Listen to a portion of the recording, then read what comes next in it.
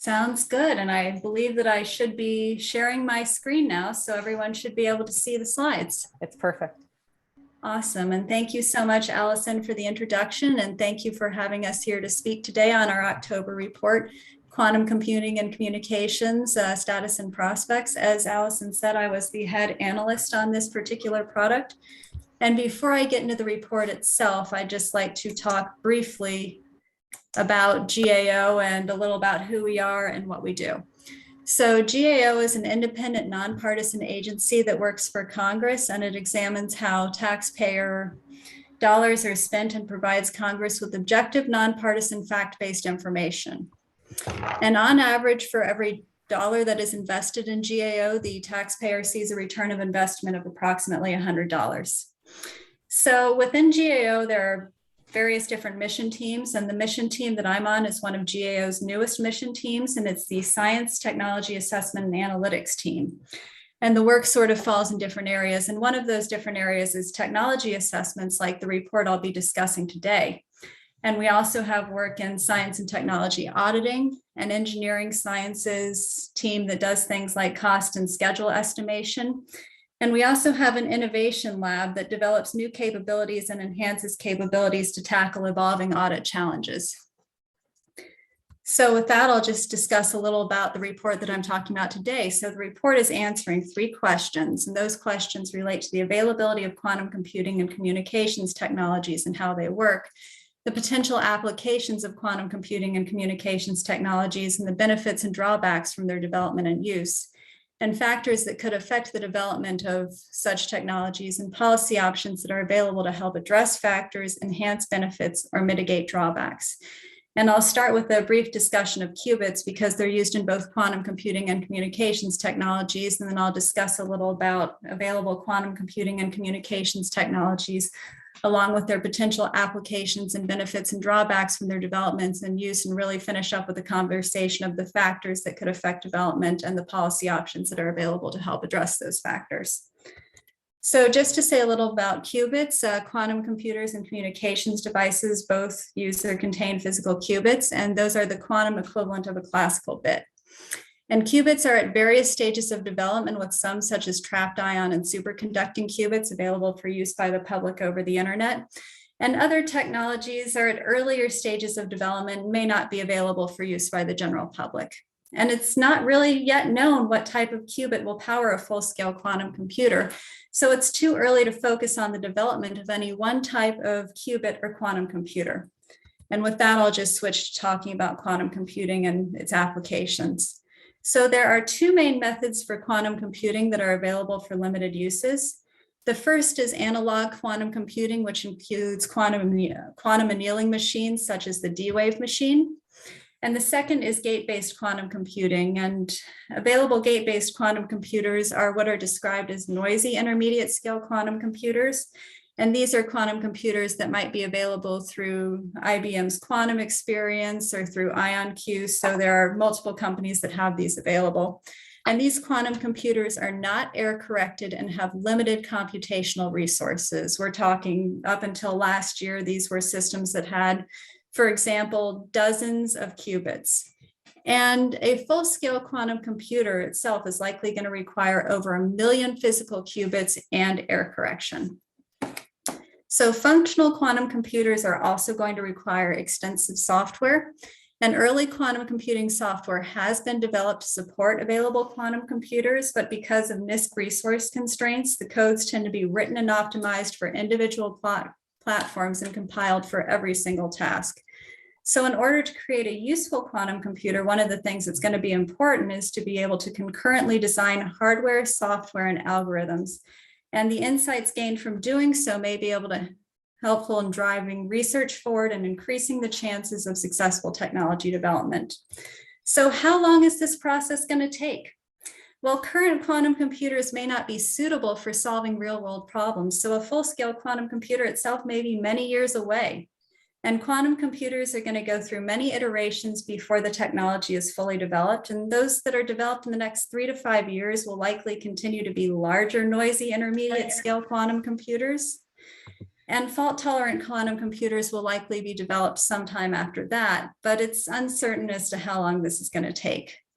So according to people that we talked to, estimates of the time and cost to develop a full-scale prototype quantum computer will range widely. So we could be talking that it could take a decade and at least $1 billion to develop a full-scale prototype quantum computer, or it could take decades and billions of dollars to develop a full-scale prototype quantum computer. And some people that we spoke to could not provide an estimate as to how long it would take or how much it would cost to develop these computers. And fully developing the computers is going to require significant improvements to existing technologies, along with research to develop new technologies. So for example, research is going to be needed to increase the size of systems required to accommodate the million or more physical qubits that are going to be required for a full-scale quantum computer. So once we have these quantum computers, what are we going to do with them? Well, quantum computers are theorized to outperform classical computers in certain fields and could find applications in areas such as optimization problems, chemistry, artificial intelligence, machine learning, factoring large numbers, and fundamental science. And while I'm not going to give examples from all of these during the talk, I would be happy to talk more about these application areas during the questions. And one example that I will give is that quantum computers may be able to simulate chemical processes that are infeasible on a classical computer. And doing so could lead to improvements in batteries, fertilizers, and pharmaceuticals. And one example of this is of interest to the pharmaceutical industry, when there are potentially larger chemistry simulations that could be of interest in simulating pharmaceutical interactions, but those may require more than 1 million physical qubits. And potential end users that we spoke to said it's really not clear when quantum computers could outperform classical computers, but that once quantum computers can do so, they will and they are fault tolerant, they could have commercial value. So next, I'll briefly discuss quantum communications. And for the purposes of our report, we divided quantum communications into 3 categories: pre-quantum networks, and the future quantum internet. So to begin our discussion with pre-quantum networks allow users to send, receive, and measure quantum states. And quantum key distribution, which is where 2 parties create an encryption key using the properties of quantum physics, is a pre-quantum network application. And some quantum key distribution systems are available for purchase and may be the first step to creating true quantum networks, according to experts that we spoke to. So the next step is quantum networks, or the next category, and future quantum networks would allow for direct communication between 2 parties by creating entangled quantum states that are shared between the parties. And this is something that's not possible with a pre-quantum network. And quantum networks may require the development of quantum repeaters, transducers, and memory. And all of these technologies have either been conceptualized or in the early stages of development.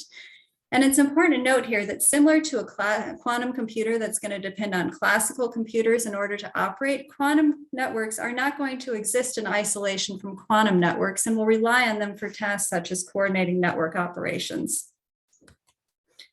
So the third category of technology that we cover in the report is the quantum internet.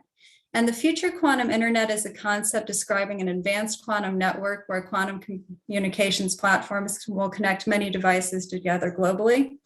And this is something that has not yet been developed and will require significant hardware improvements, and it's not going to replace the classical internet. So how long is it going to take to develop these technologies? And similar to quantum computers, estimates for time and cost to develop quantum communications are very uncertain. And those that we talked to indicated that technologies demonstrated in the next 5 years may be foundational technologies that enable quantum networks. And city-sized prototype networks could be developed in the next 5 to 10 years at a cost of $50 to $100 million. And systems extending beyond a 100-mile radius may be possible in the next decade, but it's important to note that these estimates are very uncertain. And it could take decades to fully develop the quantum internet and cost at least $1 billion. According to those that we spoke to. And similar to quantum computing, still others that we spoke to said that they couldn't determine how much it would cost or how long it would take to develop the technologies, and that further research is needed. So quantum computing applications themselves, really, there could be different applications at different stages of development. So at the pre-quantum network stage, there could be quantum secure communications protocols such as quantum key distribution. However, it's really unclear as to how much of an advantage this will present over classical cryptography. And for quantum networks, these could create a network of quantum devices such as computers, sensors, or other technologies in order to improve device performance, such as through improved sensor networks like the cartoon of some telescopes we have shown here. And the quantum internet could provide some additional capabilities such as enhanced network security, but it's not going to increase data rates or create any instantaneous communications. And there are also applications that may require both quantum computing and communications technologies. And one example of this is blind quantum computing. And blind quantum computing would allow users to perform calculations on a quantum computer owned by someone else and keep their data inputs, computations, and outputs private. And blind quantum computing has been demonstrated on a small scale, but a system that is accessible over long distances and able to perform any computation is going to require advanced quantum technologies.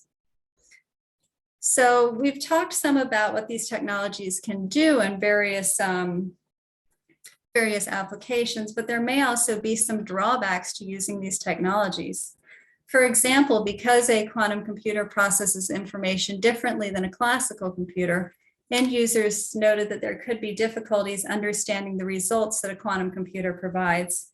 So it may be possible to incorrectly interpret the results of calculations. And some people that we talked to also indicated that quantum technologies may have prohibitively high costs and complexity, and that there may not be a clear return on investment. Because quantum computers may be specialized for specific problems, the cost savings from the increased speed and accuracy provided by a quantum computer may be diminished by the need to switch between different types of computers. And further, some people that we talked to expressed concerns about the potential for malicious use of quantum computers, or that quantum communications technologies may be more susceptible to jamming. However, end users that we spoke to indicated that there were no inherent drawbacks to using a quantum computer as long as it was economically feasible to do so for the intended applications. So at the end of the day, choosing to use a quantum computer may be a simple cost-benefit decision. So lastly, I'll discuss the things that we learned in our third question, which relate to factors that could affect the development and use of quantum technologies and policy options that may be available to help address factors, enhance benefits, or mitigate drawbacks. So we identified 4 factors that may affect the development and use of quantum technologies, and these are collaboration, workforce, investment, and the supply chain. And to go along with those factors, we developed policy options that policymakers could consider taking to help address the 4 identified factors, and those are to encourage collaboration, expand the quantum technology workforce, incentivize or support investment, and to encourage the development of a robust, secure supply chain. And it's important to note here that we have a wide definition of policymakers that includes things like legislative bodies, government agencies, standard-setting organizations, industry, and other groups. So for our first factor, we have collaboration with a policy option to encourage collaboration. And the amount of collaboration can impact technology development. And while there are ongoing efforts to sustain collaboration, more collaboration across different disciplines may be needed. And without such collaboration, it may be difficult to make quantum computing breakthroughs. And collaboration itself may also help to identify key applications. So in order to address this factor, policymakers could encourage further collaboration in developing quantum technologies. And to implement this, policymakers could consider things like encouraging collaboration among researchers in different disciplines, or consider strengthening collaboration among different sectors and potential end users. And doing so could present some opportunities, as such collaboration could enable technology breakthroughs and accelerate research and development activities. And it could further enable potential end users to use quantum technologies and to enhance their work and provide hardware developers with feedback on how their hardware is performing when it's used for real-world applications. However, there are also some considerations, as collaboration may be challenging because researchers and companies may be concerned with protecting intellectual property, and institutional differences could make collaboration difficult. So our second factor in policy option relates to workforce. And in order to maintain its leadership in quantum technology, hardware, and software development, the United States needs to develop a strong quantum workforce. So we heard that the US educational system does not equip enough graduates with the right skills to undertake complex tasks required for quantum technology development. And as a result of this, there are more quantum technology jobs than people to fill them. So in order to address this factor, policymakers could consider ways to expand the quantum technology workforce. And this could be done through things like leveraging and enhancing existing programs, creating new programs, or promoting job training. And this could present some opportunities, as education could provide students and personnel with qualifications needed to work in quantum technology development. And existing programs could provide opportunities for students or postdocs to learn needed quantum workforce skills. New programs could also help provide graduates with the appropriate skill sets for quantum technology jobs. However, there are some considerations, as efforts to increase the quantum technology workforce may affect the number of personnel in other high-demand technology fields. And it also may be difficult to adequately develop workforce development plans until the field itself is further developed. So our third area of policy option relates to investment. And because of the long technology development timeframes, for example, we heard that it'll take at least 10 years and $1 billion to fully develop a quantum computer, sustained investment is particularly important for quantum technology development. And long-term investment is better to support technology development across all phases of innovation, but investors themselves may be more focused on profit from short-term technology and application development, and talent itself may leave industry and academia because of insufficient funding, and fluctuations may make it difficult to maintain institutional knowledge. So in order to address this factor, policymakers could consider ways to incentivize or support continued investment in quantum technology development. And in order to implement this, they could do things like consider investments that are targeted towards specific results or support grand challenges. So this could present opportunities, and as investments targeting specific results could help advance quantum technologies, and grand challenges have shown success in accelerating quantum technology development. However, it may be difficult to fund projects with longer-term timeframes because of funding uncertainty. And our last policy option and factor relates to the supply chain. So the quantum supply chain is global and specialized, and some component parts are supplied from international companies and include single points of failure, which may also be located in other countries. And such points of failure could disrupt or interrupt technology development, and some quantum computing components may not be commercially available, and the quantum computing market is not large enough to encourage the development of such components. So in order to address this factor, policymakers could encourage the development of a robust, secure supply chain for quantum technologies. And in order to implement this, they could do things like enhance efforts to identify supply chain needs and gaps, or expand quantum technology fabrication capabilities. So a robust supply chain could help to mitigate technology development risks by expanding access to necessary components and materials, or by providing improved economies of scale. And improvements in quantum material fabrication capabilities could ensure that a reliable supply chain of materials is available to support quantum technology development. However, there are general risks posed by a global supply chain, as we've seen over the past year, and it's difficult to obtain a complete understanding of a component's source and potential vulnerabilities. And some critical components have supply chain risks and may be difficult to mitigate, and may be located primarily outside of the United States. And with that, I thank you for your time and attention, and would be happy to answer any questions that you may have. Thank you so much, Charlotte. We appreciate the depth and breadth of the GAO report. We do have one question right now in the chat, but for other folks who want to ask questions, please don't hesitate to type them in, or just unmute yourself and you can ask.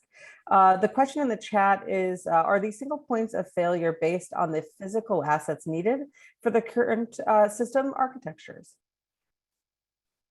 Oh, that is a fantastic question. Scott, is there anything that you'd like to add with that? I don't recall us getting into that level of detail.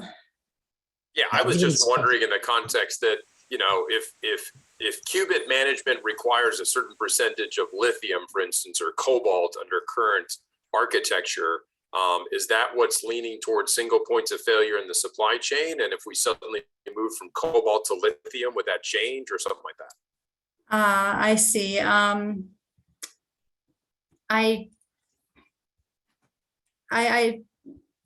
I don't really, Scott, anything here? We didn't get too much in that level of detail. I mean, we had the basis on our current understanding of the current architectures proposed, but of course, we don't know exactly what the final form's going to take. So it's a little up in the air. This is Karen Howard, also from GAO. One of the single points of failure I remember mentioning in the report was more around the cryo equipment, I believe. So I'll just mention that as well. Absolutely, yeah, and we did learn that about the dependence on overseas technology for a lot of that cryo equipment. So not as much on the minerals, but we do understand that the critical minerals are an important part of the supply chain. No, and thank you. And I didn't mean to dwell on minerals, but Karen's response was exactly what I was curious about. Thank you.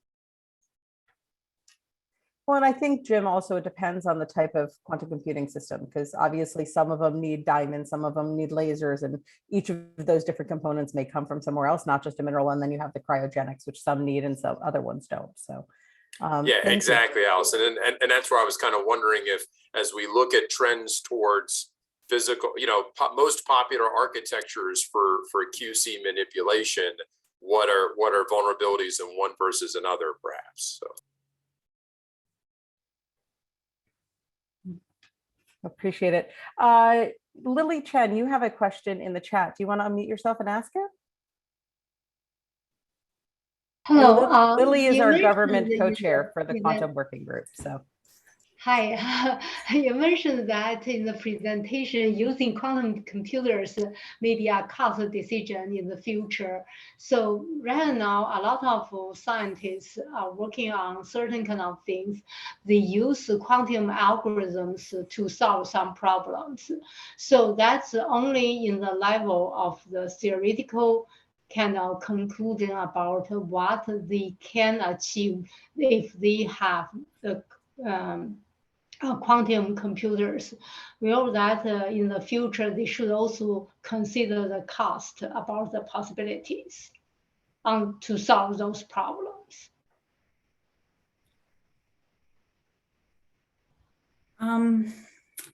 Well, thinking about this from the background of theoretical chemistry standpoint, I know when I did my research, we would use various systems, and we had to keep in mind whether or not we could get computational time on them. So there might be a cost associated with that way, and it may be that different systems are available to different people. So it was more the cost of the technology itself that we were discussing in the report. So if the government were to keep a quantum computer at some future time and make time available, then I think it would be about access that way, as opposed to the cost of owning the equipment per se. But Scott or Karen, is there anything you'd like to add on that?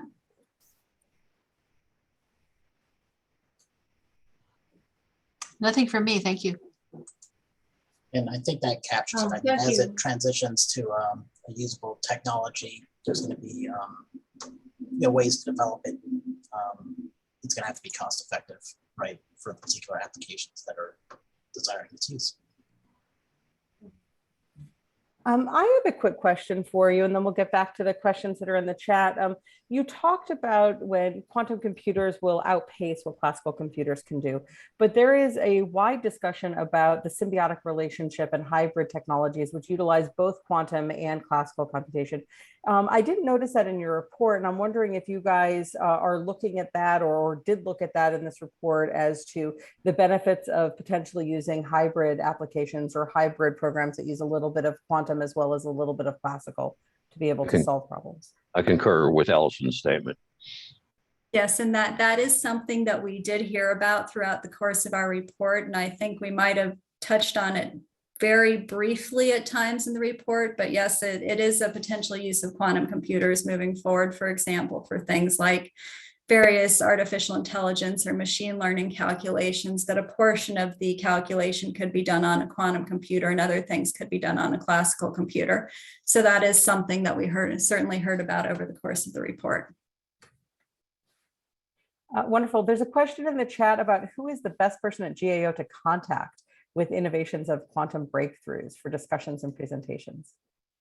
And I think that Karen put something in the chat box associated with that. You can feel free to reach out to Karen Howard, who was the director on this particular technology assessment, or to Scott Fletcher, the assistant director. And I hope to be looped in on some of those, but as Karen said, the loop in others is needed. Wonderful, thank you. I hadn't scrolled down to Karen's comment, so I appreciate that.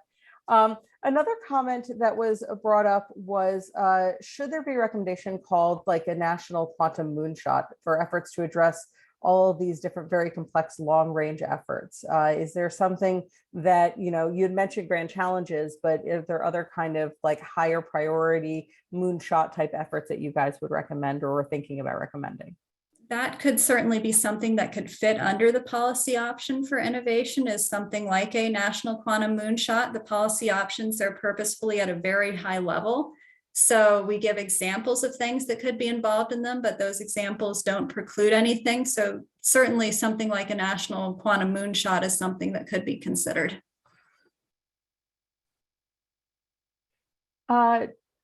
Thank you. One last question, and we have about 3 minutes left. One last question for you.